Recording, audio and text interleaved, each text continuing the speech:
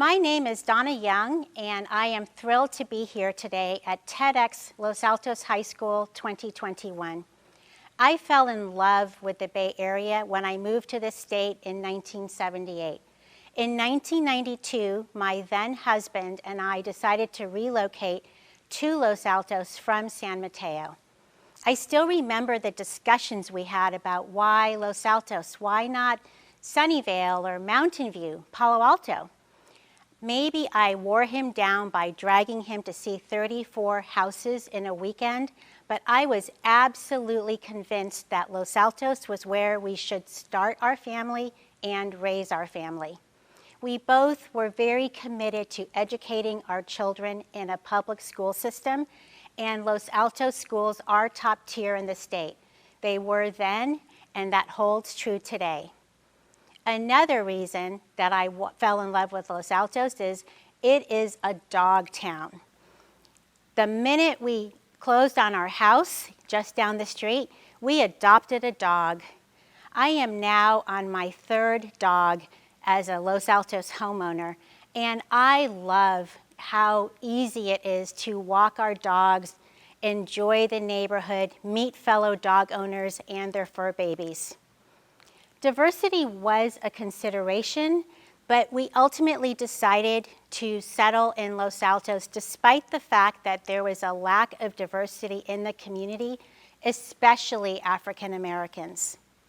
Today, I would like to share with you the challenges of living while Black in Los Altos and why what we say matters. When I first moved here, I've quickly discovered that there were several businesses that did not deserve my business. That remains true today. There are a few stores in downtown Los Altos where I will not shop because when I do go in, I am watched and or followed as if I look like somebody who's going to steal something.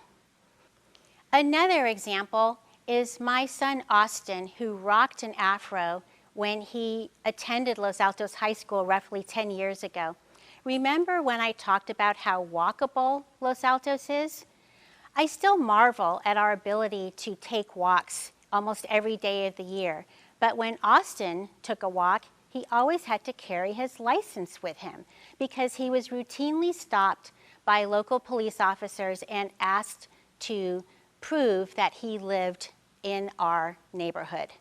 I guess that's because young men with afros don't belong here, and if they are here, they must be up to no good.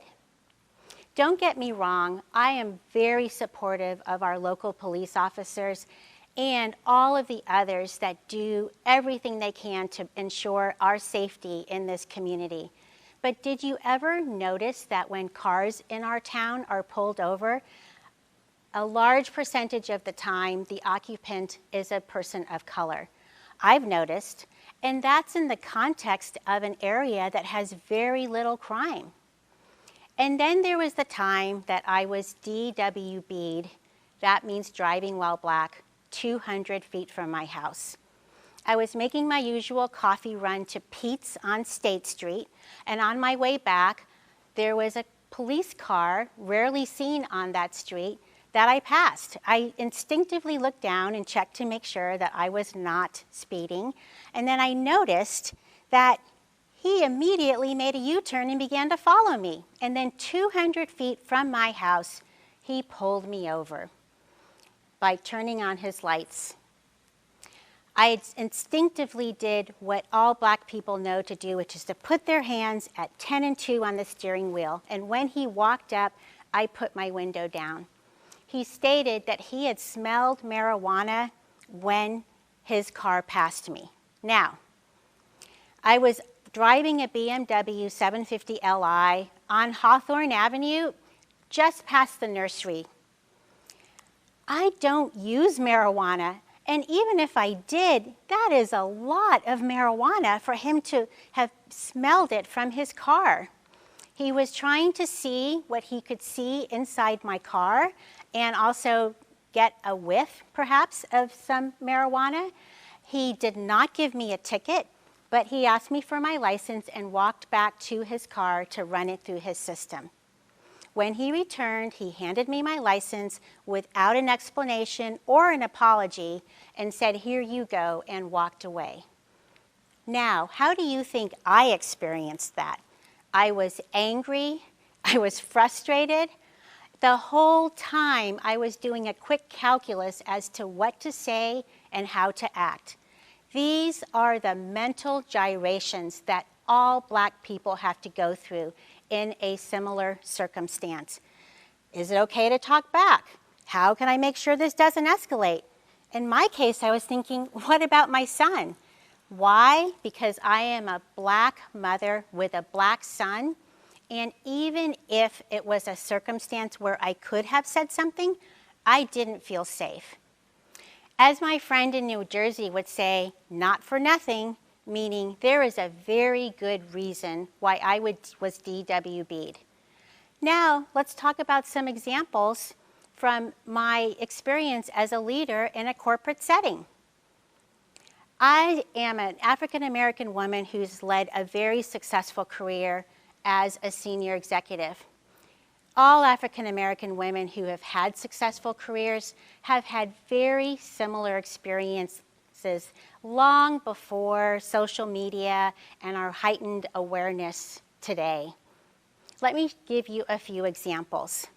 If someone at work says to me, "Do you know someone?" and I reply that I don't, and then they say, "Well, you must know them," there's a very good chance that that individual is Black. Or how about when my colleague, a white male, called me and said, "I'm the only one that doesn't think you're scary." What is it about me that is scary? Is it my towering height? I'm 5'1", or is it my booming voice? I have had people at work tell me that I'm not Black, or act shocked when I say that I am Black. And I can only assume that that is because I don't look like what they think an African American female looks like, when there are many African American females who share my characteristics. I'll name a couple: Vanessa Williams, Paula Patton. I'm sure it didn't go unnoticed that I named two beautiful actresses. And then there is my hair. My hair is naturally curly, but I wear it straight. And that is because when I wear my hair curly, it is long and it is voluminous, and it becomes the object of how people describe me. Or people at work were constantly asking me if they could touch it. So I made the tough decision to wear my hair straight instead of curly, so that it would not detract from how I was viewed as a leader, and I felt like I would then be taken more seriously. Now, I often ask myself, what am I bringing to these interactions? Am I just too jaded and hypersensitive? Maybe I'm misinterpreting. We have to remember that I cannot be a neutral party in this because of experiences I have had since I was very young. I still remember my parents and family being with other white families and the praise that was heaped on my parents about how well behaved their 4 children were. I remember Robert Bragg, yes, I'm going to say his name, running up to me in the 4th grade, spitting in my eye and calling me the N-word.